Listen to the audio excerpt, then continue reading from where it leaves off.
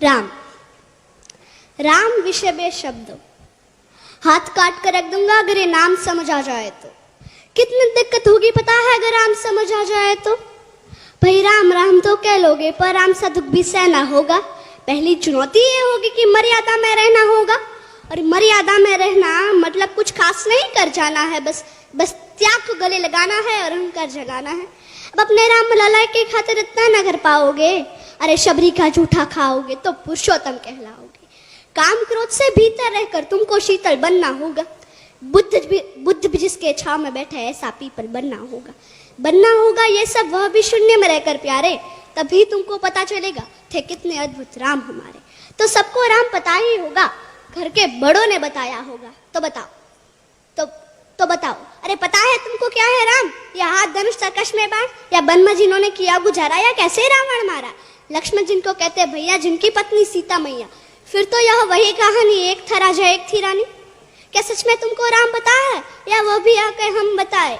या तुम लोगों के नाम जपो में पहले सा आराम नहीं, या तुम लोगों के नाम जपो में पहले सा आराम नहीं। इस जबरदस्ती के जय श्री राम में सब कुछ है, बस राम नहीं। अरे पल पल हंसना भी है और पल पल रोना भी है राम। सब कुछ पाना भी है और पाकर खोना भी है राम।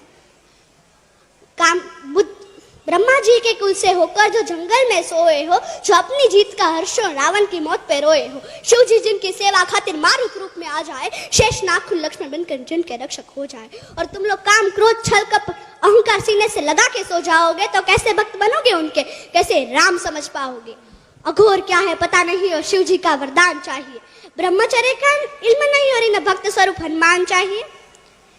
भगवा क्या है क्या ही पता, पर लहराना सबको होता है। भगवा क्या है वही जाने जो भगवा ओढ़ है सोता है। राम समझना है ना तुमको? निश्चित मंदिर जाना होगा, उससे पहले भीतर जा संग अपने राम को लाना होगा। अवधपुरी का उत्सव था, सबने खूब मनाया, कोई कसर नहीं छोड़ा, क्योंकि मेरे राम आए हैं। जय सिया राम। और हाँ, हमें भी अयोध्या आना। मैं सनातन धर्म की योद्धा आद्याबा जाडेजा।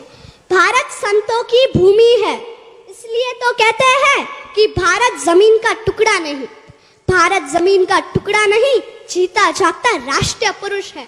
हिमालय मस्तक है, गौरी शंकर शिखा है, कश्मीर किरट है, पंजाब और बंगाल दो विशाल कंधे हैं, विंध्याचल कटी है, नर्मदा करगनी है, पूर्वी और पश्चिमी घाट दो विशाल जंघाएं हैं, कन्याकुमारी इसके चरण है, सागर इसके पग पखारता है, पावस के काले काले मेघ इसके कुंतल केश है, चांद और सूरज इसकी आरती उतारते हैं। यह वंदन की भूमि है, अभिनंदन की भूमि है।